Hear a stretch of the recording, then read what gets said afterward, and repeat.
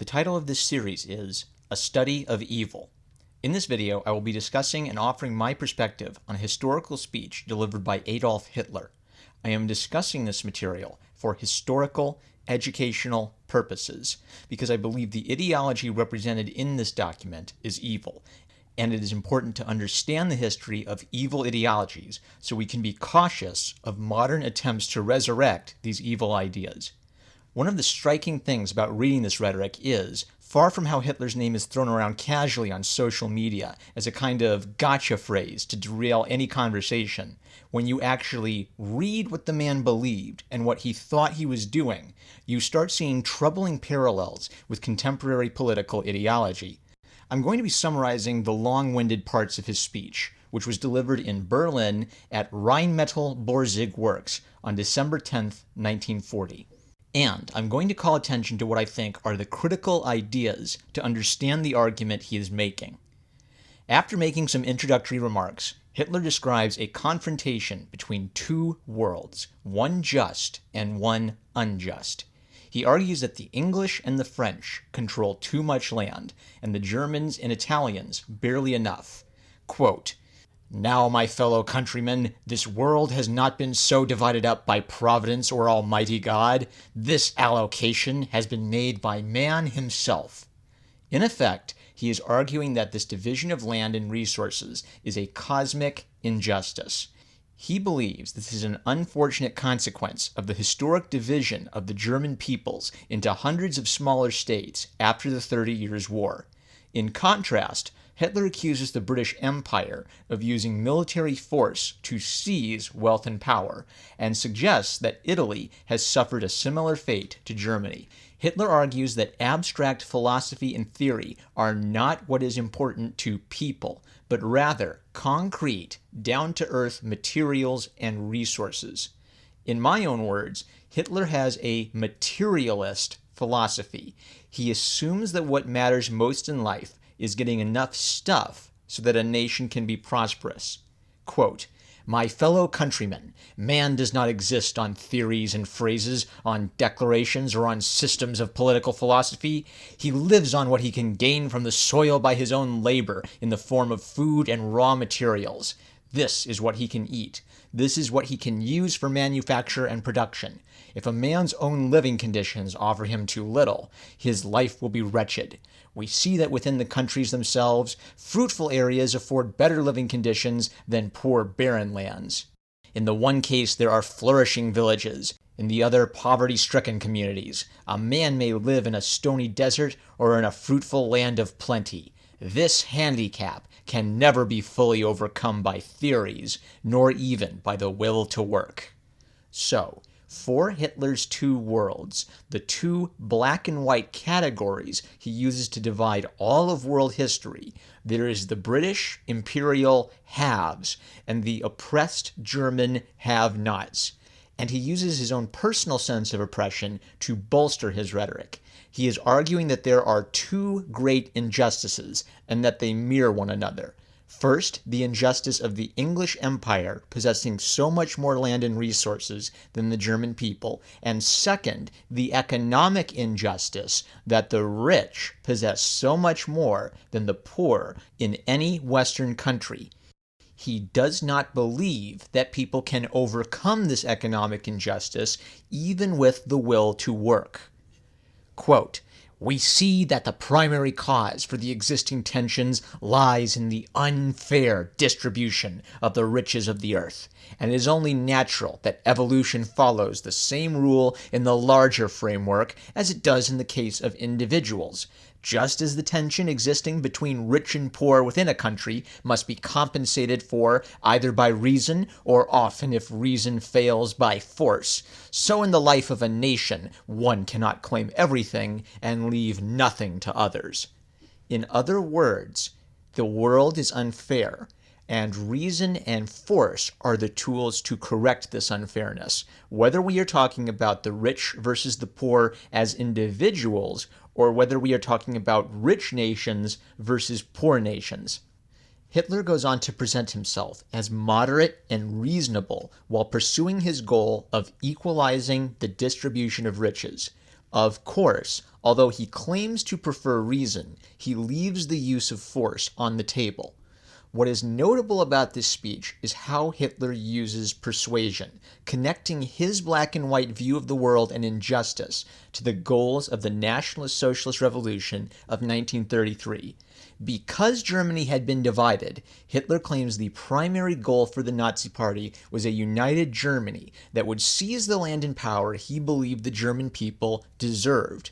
For Hitler, possessing soil, the source of life, is what people needed to be happy and fulfilled. Economic justice means claiming land and material resources for Germany. He claims that during his life, two forces opposed him politically.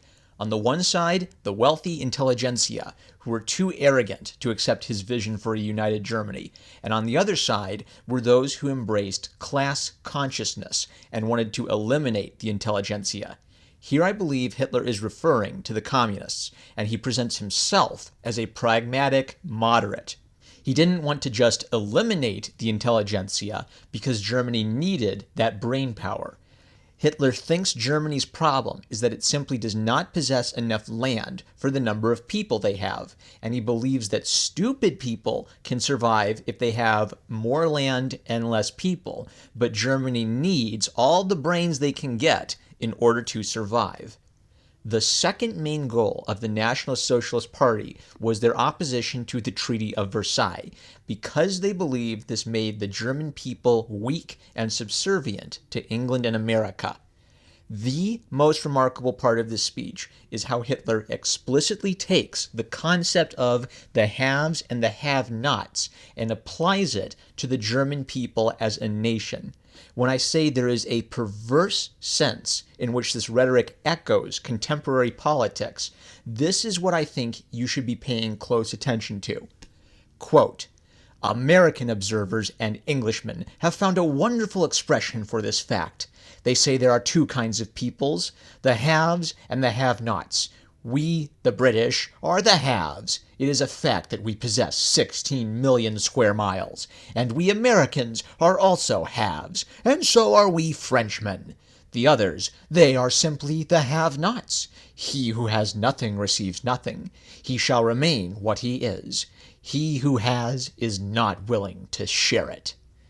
The idea of the haves and have-nots then becomes central for how Hitler explains his two worlds, his black and his white categories. Quote, all my life I have been a have-not. At home I was a have-not. I regard myself as belonging to them, and have always fought exclusively for them. I defended them, and, therefore, I stand before the world as their representative.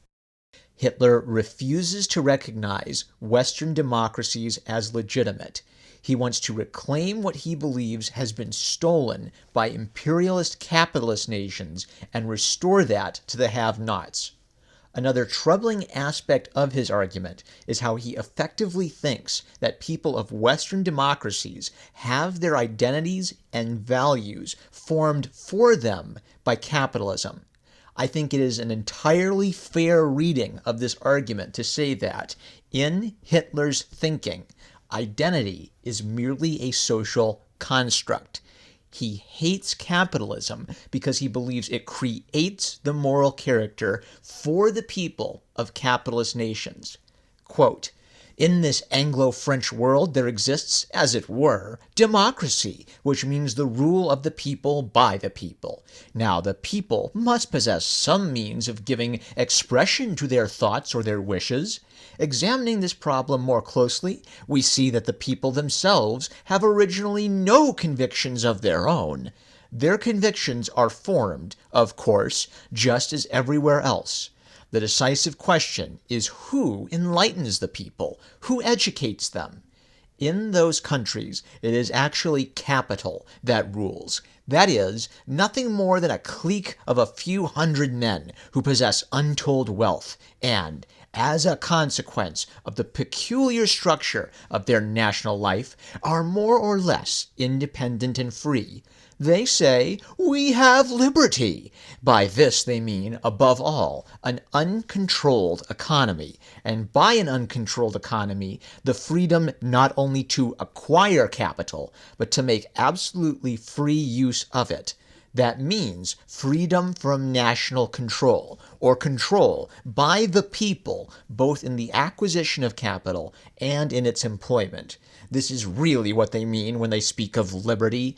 These capitalists create their own press and then speak of the freedom of the press. Hitler believes that the freedom to engage in economic activity, freedom of the press, and freedom in general are false concepts because the rich 1% create these false, self-serving notions of freedom. He wants that freedom taken away so that the rich are answerable to the people, to the have-nots, because he believes that capitalists are like slave owners. He also identifies these slave owners as the traditional political parties, liberal, conservative, and labor. It is worthy of note that of the three parties, Hitler identifies the British Labour Party as the one with a degree of common ground with himself, but he expresses his hatred and disgust for the Labour Party because he sees it as controlled opposition to Western capitalism. Quote, "Is it not ludicrous to hear a member of the British Labour Party, who, of course, as a member of the opposition, is officially paid by the government, say, 'When the war is over, we will do something in social respects'?" To Hitler, the specific problem with the British Labour Party is that it is too in bed with the capitalists. He rails against the poor living conditions of English, French, and American workers. For Hitler, the plight of the poor is evidence that Western democracy, capitalism, and freedom are lies. In contrast, Hitler boasts how, by using totalitarian control, they have eliminated what you might call crony capitalism or money in politics. Hitler makes an interesting contrast between his political goals and the Western nations he is vilifying. I think it is clear he is trying to hold together two sets of ideas that contradict one another. On the one hand, Hitler hates Britain, America, and France for having class division between the rich and the poor, and he hates that in capitalist nations the worker toils all year for meager wages. On the other hand, he claims that in Germany, the intelligent will be rewarded and the lazy idle drones will not be able to live in his country. Pretty much, I think this is his solution to the main problem for any communist system. How do you encourage people to work hard if they get the same reward whether they are hard workers or lazy workers, or whether they are smart or stupid? Hitler's solution is totalitarianism. His party will decide what a fair reward is for using your intelligence to benefit the nation, and his party will make sure that no one is being lazy. Quote, "Our opponents are quite right when they say, 'Nothing can reconcile us to the National Socialist world.' How could a narrow-minded capitalist ever agree to my principles? It would be easier for the devil to go to church and cross himself with holy water than for these people to comprehend the ideas which are accepted facts to us today. But we have solved our problems." The religious metaphor underscores Hitler's two worlds argument. The capitalists are devils. We, the Germans, are angels. He is invoking God for the purpose of reinforcing his socialist economic rhetoric. Hitler argues that Germany was forced to abandon the gold standard because they had been robbed of their gold.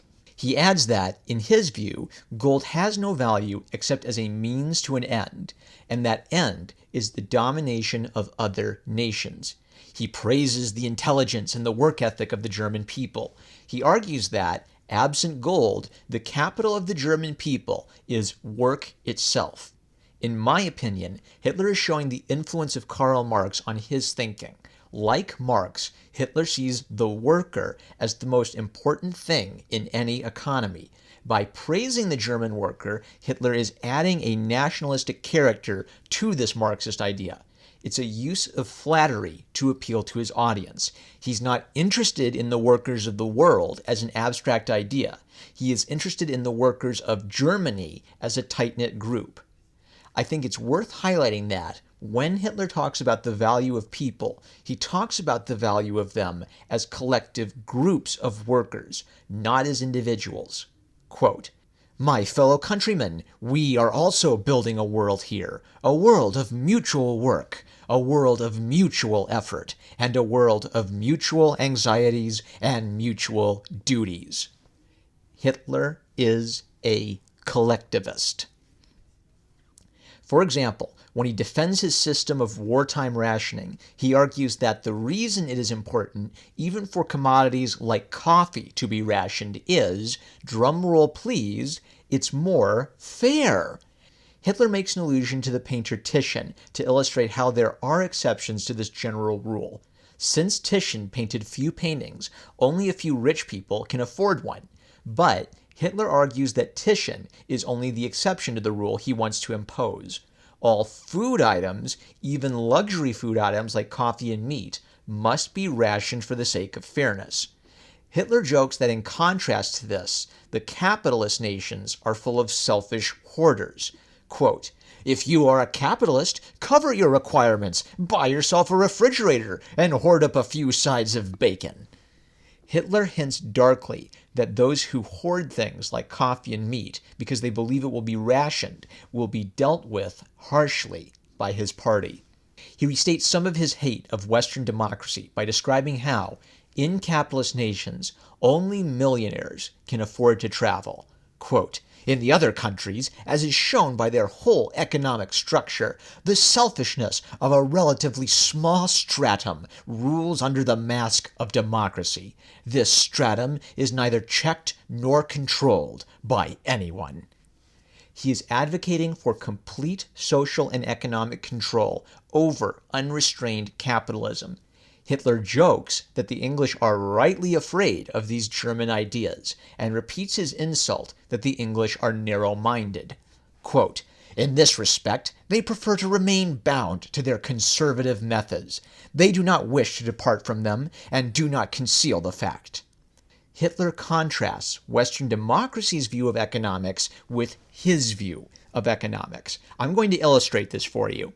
Quote, "The first is that in the capitalistic democratic world, the most important principle of economy is that the people exist for trade and industry, and that these in turn exist for capital. We have reversed this principle by making capital exist for trade and industry, and trade and industry exist for the people. In other words, the people come first. Everything else is but a means to this end. When an economic system is not capable of feeding and clothing a people, then it is bad, regardless of whether a few hundred people say, 'As far as I am concerned, it is good, excellent, my dividends are splendid.'" Hitler then mocks a straw-man capitalist argument. He says, sarcastically, "Well, look here, that is just what we mean. You jeopardize liberty." Astonishingly, Hitler proclaims that he absolutely does want to take people's liberty away because he believes capitalist liberty is merely a false notion of liberty for the rich. Quote, "Yes, certainly, we jeopardize the liberty to profiteer at the expense of the community, and, if necessary, we even abolish it." Hitler doesn't like it when people profit more from industry than he thinks they should profit. Quote, "In my eyes, a 6% dividend is sufficient. Even from this 6%, we deduct 1/2. And, as for the rest, we must have definite proof that it is invested in the interest of the country as a whole. In other words, no individual has the right to dispose arbitrarily of money which ought to be invested for the good of the country. If he disposes of it sensibly, well and good. If not, the National Socialist state will intervene." In the Nationalist Socialist model, no one has economic liberty. In his hatred for the supposed slavery under capitalism, Hitler is proposing slavery under his Nationalist Socialist Party to protect the poor from the greed and waste of the rich. After mockingly describing a lazy, overpaid board of directors, Hitler boasts how his government has eliminated the waste, the laziness, and the corruption of the rich and powerful in both government and private life, and presents himself as the proof that the government is now free of capitalist corruption.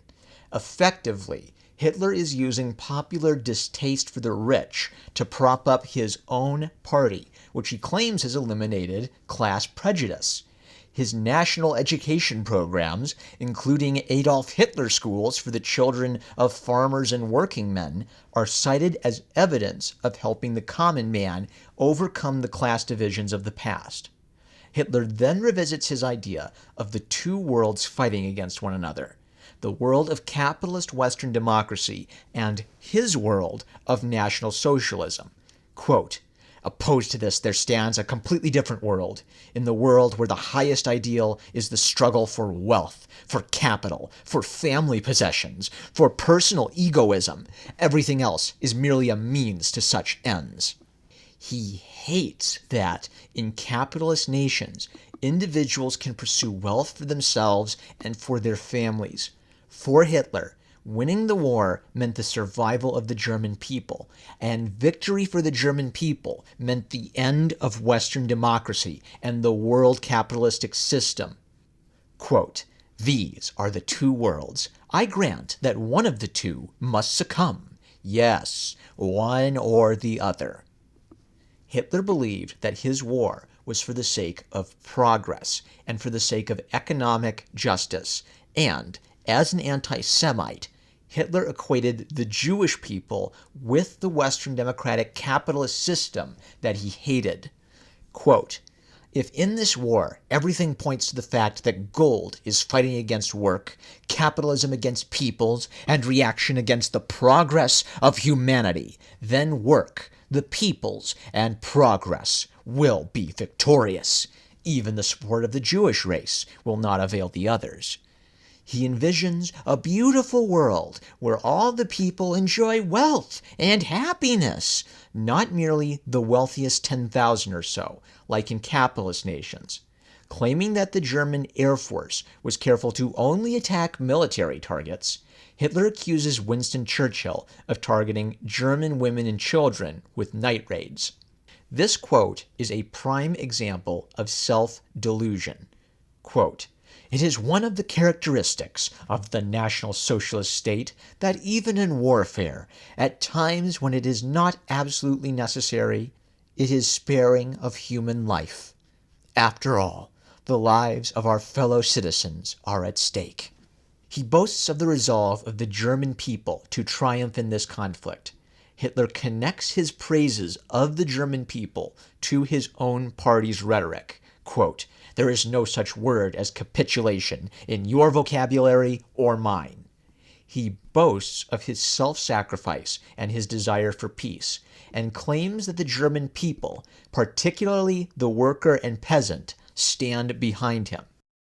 To put it in today's terms, Hitler thoroughly believed that his party was on the right side of history.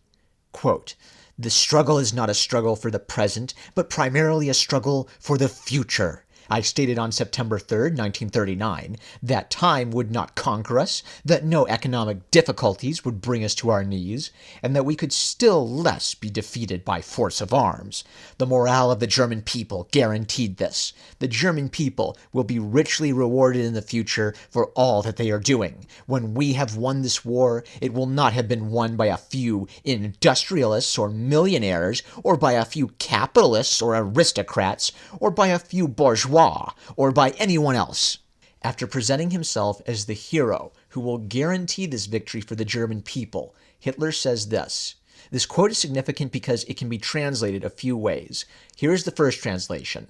Quote, We have decided to break down to an ever-increasing degree the barriers preventing individuals from developing their faculties and from attaining their just due. We are firmly determined to build up a social state which must and shall be a model of perfection in every sphere of life. Now, the key phrase I'm interested in here is the language of the social state. Götz Ali has translated this particular quote slightly differently. In his translation, Hitler is promising, quote, the creation of a socially just state, a model society that would continue to eradicate all social barriers. In either translation, Hitler's intent is clear. He believes he is creating a model of justice for all social affairs. In Hitler's own thinking and his own words, he wants social justice. He believes that he is striving for social justice. The question this should beg for any modern listener is, what is social justice? And who has the power to define it for everyone else? After promising that they will win the war, Hitler returns to his fantastical vision for the future of Germany, governed by his party's economic ideology. Quote, then we shall show the world for the first time who is the real master, capitalism or work. Out of this work will grow the great German Reich, of which great poets have dreamed. It will be the Germany to which every one of her sons will cling with fanatical devotion, because she will provide a home even for the poorest. She will teach everyone the meaning of life. Should anyone say to me, these are mere fantastic dreams, mere visions, I can only reply that when I set out on my course in 1919 as an unknown, nameless soldier, I built my hopes of the future upon a most vivid imagination. Yet all has come true. What I am planning or aiming at today is nothing compared to what I have already accomplished and achieved. It will be achieved sooner and more definitely than everything already achieved. The road from an unknown and nameless person to Führer of the German nation was harder than will be the way from Führer of the German nation to creator of the coming peace. To use a phrase coined by economist Thomas Sowell, Hitler is someone who suffered from having the vision of the anointed. Hitler had a vision of a paradise free of economic injustice, governed by his narrow-minded economic ideas, and, ironically, free of those he labeled as narrow-minded. Because he believed he was anointed to bring about this great age of peace and justice, Hitler was blinded to his own atrocious evil. By speaking of people groups as collectives, Hitler reveals the lack of respect for individuality in his ideology. By connecting what he called the Jewish race to the Western democratic system of capitalism and freedom, Hitler was simply carrying an idea from his economic totalitarianism and applying it towards individual people he had already dehumanized. The problem with his ideology of nationalist socialism is not that it is merely impractical. It's not that it's a good idea in theory, but not in practice. The problem with nationalist socialism is that it makes inhumane, materialist presuppositions about the value of freedom and of individual human lives. It is this ideology of fairness, of rage against inequality, of collectivism, of absolute assurance of human progress and being celebrated by future generations for the creation of a socially just society that blinded people to the atrocious evil acts committed against the enemies of this ideology. Here is my advice. Instead of wasting time yelling at people on the internet about how you think they are literally Hitler, it would be much better for you to invest some time in understanding the history and rhetoric of this evil ideology so that you can be cautious and activate your BS detector when contemporary politicians and academics echo this narrow ideological thinking in order to manipulate you into becoming a useful idiot for their political goals. This concludes my notes on this speech.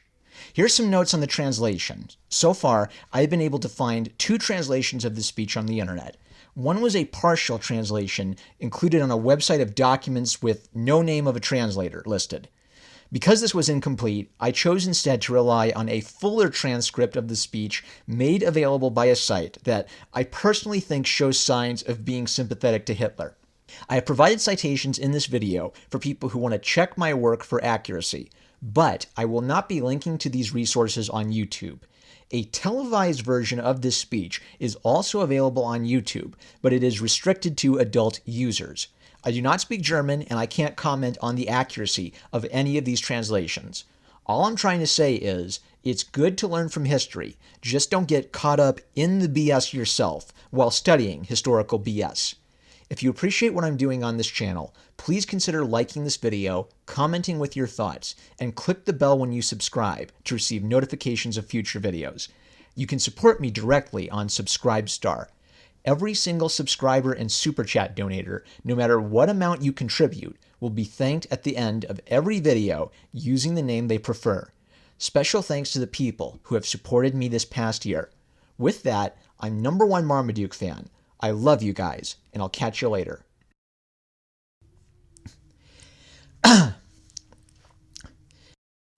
Hitler